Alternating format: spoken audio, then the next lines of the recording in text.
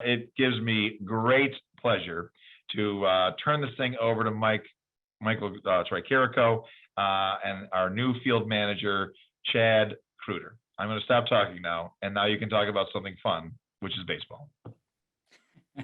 All right. Thank you for that, Jason. Lots of great information there, of course, and I'm already getting plenty of questions from people, and we'll be sure to get to those as we go on. I'm going to introduce Chad Kreuter, give a little bio information on him, and then if he jumps in, we'll do a little Q&A. If anyone has questions specifically for Chad, baseball questions, anything you want to know, we'll try to get to as many of those as possible. So just to start out with, Chad Kreuter is a former major league catcher. He actually caught in the majors for 16 years, from 1988 to 2003, between the Texas Rangers, Detroit Tigers, Seattle Mariners, Chicago White Sox, Anaheim Angels, Kansas City Royals, and the Los Angeles Dodgers. So Chad played with a few teams during his professional baseball career. This is his 5th season in the New York Mets organization. It will be his first season here in Syracuse. He was slated to take over last year, but we'll finally get him here in Syracuse this year. In his first 3 years, he was the manager for the St. Lucie Mets, who are the Advanced A affiliate for the New York Mets. So without further ado, that's a little bio information about Chad Kreuter. Chad, are you there? Michael, I am here. Can you hear me? I can hear you. Chad, just to start out with, obviously it's been, this last year and a half has been interesting.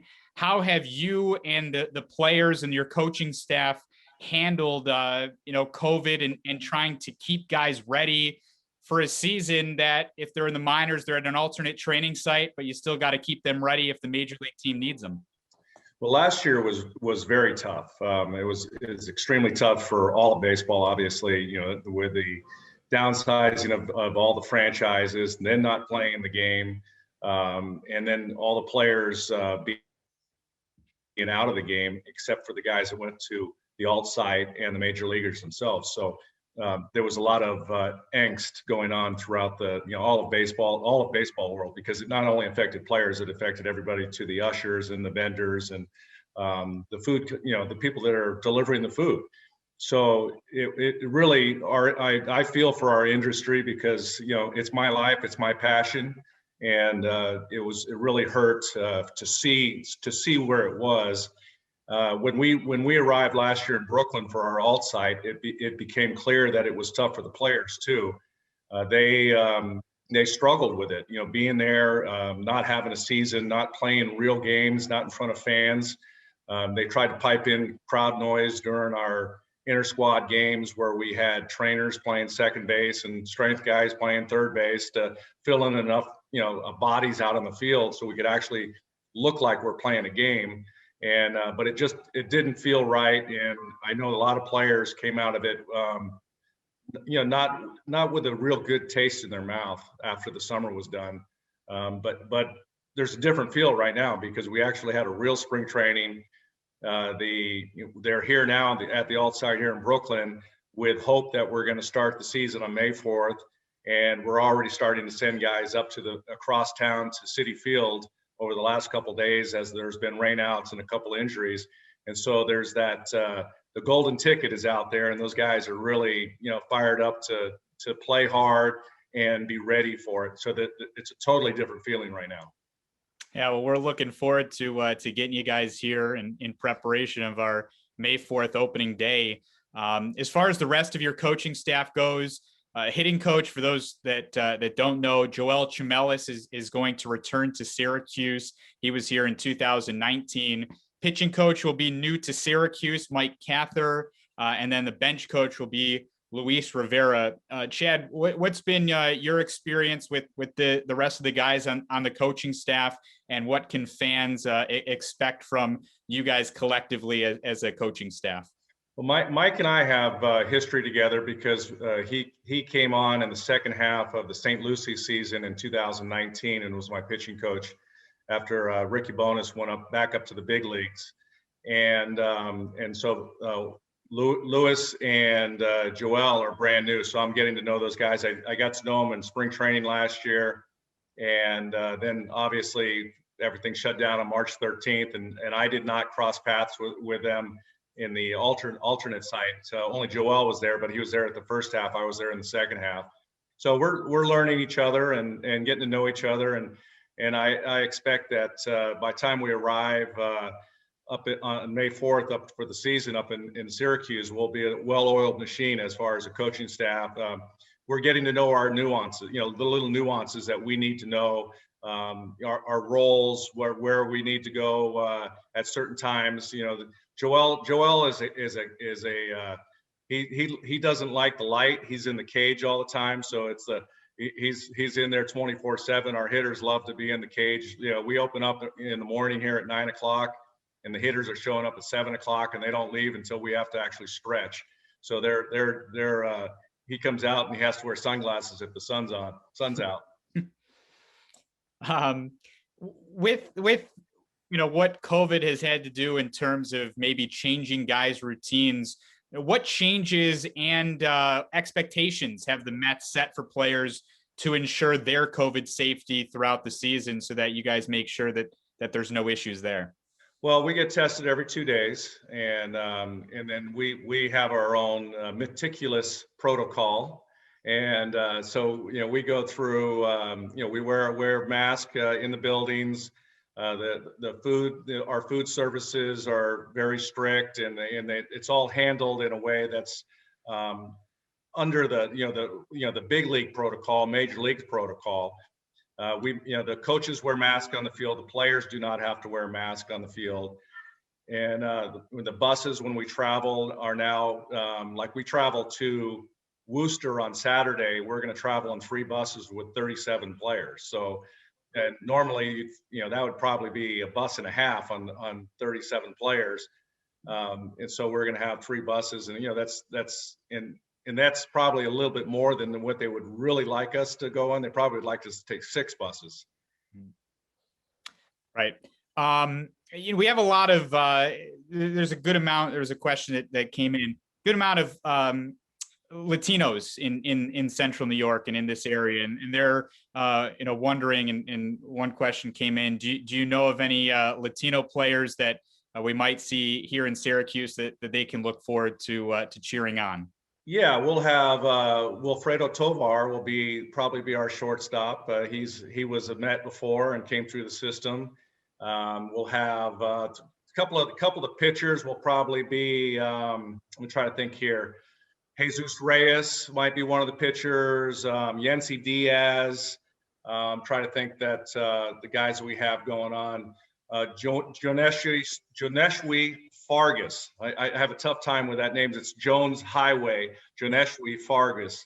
And he's an upcoming outfielder for us, and was at the alt side. So we'll have quite a few Latin guys that are there, and they bring a lot to the game for us. They play hard, and obviously we tu habla español, and I just, they speak the Spanish, and I just say habla más despacio. You need to slow it down for me so I can understand it.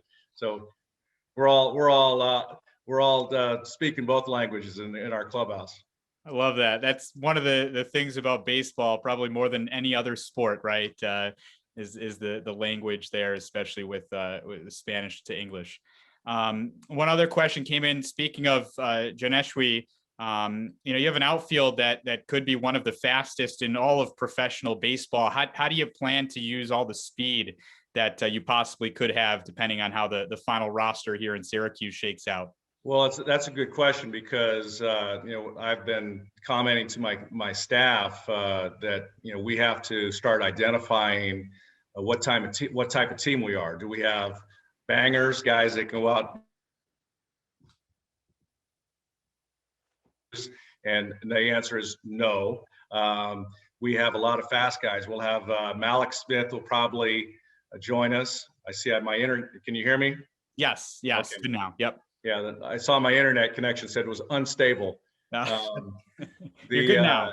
Malik Smith is one of the speedsters.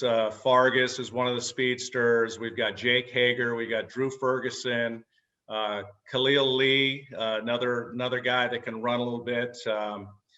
So we'll have probably 7 guys that are true runners that can run a little bit, steal some bases. So I think our identity will be that we will play a little bit of more of an old school of baseball, where we put the ball in play. We'll move guys around with the bunt. We'll move guys, hit behind guys, and then occasionally there'll be some guys hitting the long ball. So we'll pitch, we'll play some good defense, and then that running game will be a big part of our game. Now, as this season approaches for May 4th, Chad, what's your timetable for arriving in Syracuse with the rest of the team?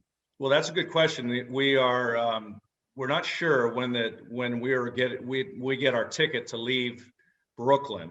It's either going to be April 30th or May 1st, one of those 2 days, or somewhere around those dates that we're leaving here. So we're not sure yet. It's just whenever big league guys they give us our release to go, and then we head that way. And I know when we talked on the phone earlier, you had mentioned that you guys are doing some scrimmages. What are some of the things that the team has been doing over the last month when normally you'd be playing baseball here in Syracuse? What have you guys been doing in the meantime? Well, every day we practice. I mean, we basically match up with the major league team since the day we left spring training, with either playing a game. Our pitchers are lined up. We have 5 starting pitchers, maybe 6. They throw 4 to 5 innings every day. We match the relievers with them. So, starter versus relievers.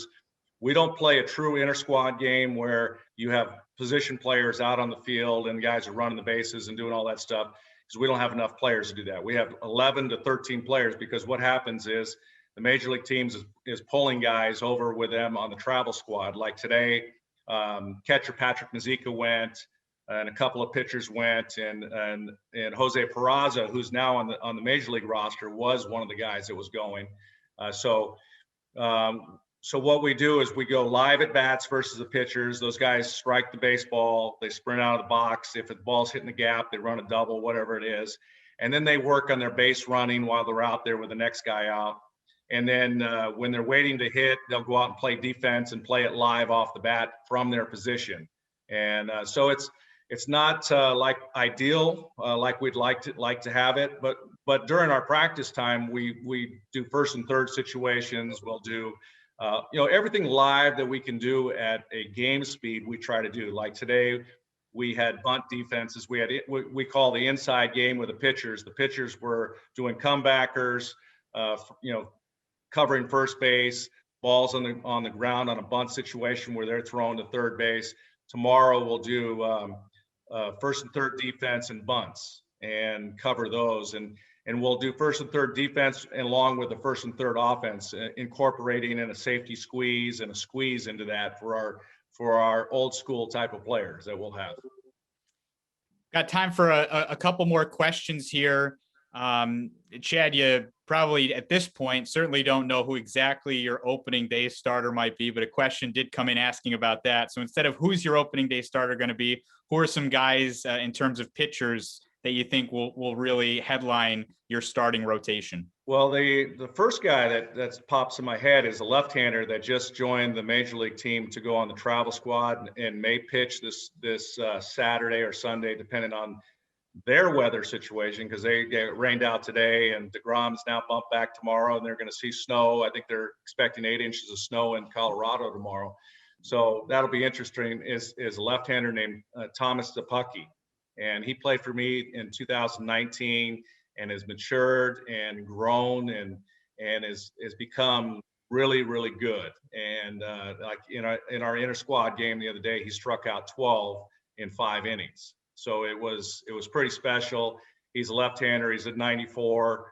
He throws a changeup that I call a Bugs Bunny changeup. If you harken back to the cartoons and the ball would stop, that's kind of like his ball is doing that. And so hence he got his 12 strikeouts. Corey Oswald's another one that's going to be in the mix there. You're going to have Jordan Yamamoto, who's spent some time in the big leagues last year with the Marlins, and he's in the mix with our staff this year to be one of the call-ups. Jared Eichhoff is another guy that's in the mix there for a starter. We have, there's a lot of guys. Jerry Blevins, you guys know the name Jerry Blevins. He's with us right now. He's not a starter, but he's in the reliever mix. And he's still trying to make that big league team and get over there. And he may join us in Syracuse. I sure hope he does. He's been great to have with us in spending time with the younger guys that we have, because we have a young team. And it's great to have him. And we have Tommy Hunter, another big leaguer that's with us, another reliever that's been great. He's fun to have. And both of those guys have worked hard, and they really set a great example on the field for our younger players. And Chad, just wrap up here with just one or two real quick ones. You were a catcher yourself. What do you see in the catchers that you have that will be here in Syracuse, you think? Well, right now we're slightly thin on the catching. We have Patrick Mczeka, left-handed hitting bat, he's going to come from Binghamton.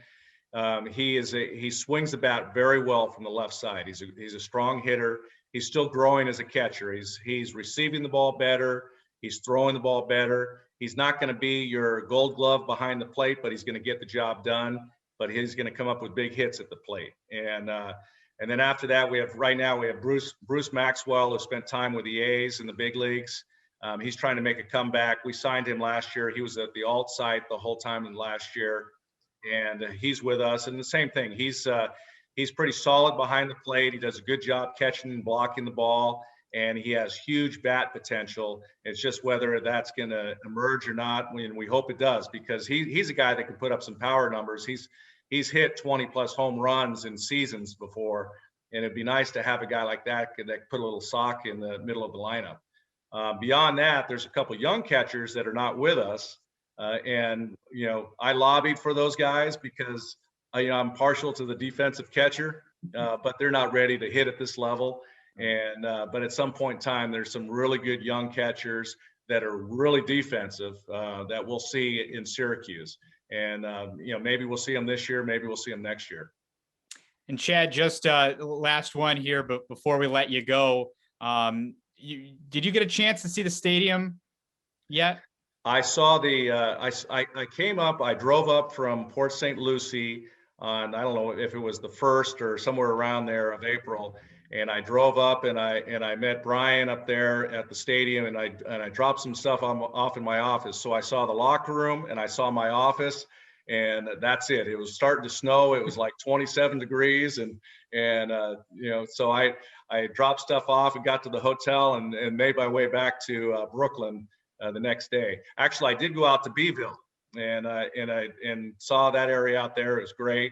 And so I like the area, but I have seen now the stadium. My wife is on Instagram, so she sees all the stuff that Jason's been putting on there and loves all that. And so I've been following that and watching, and the video tonight was great. I'm excited. I mean, it's as a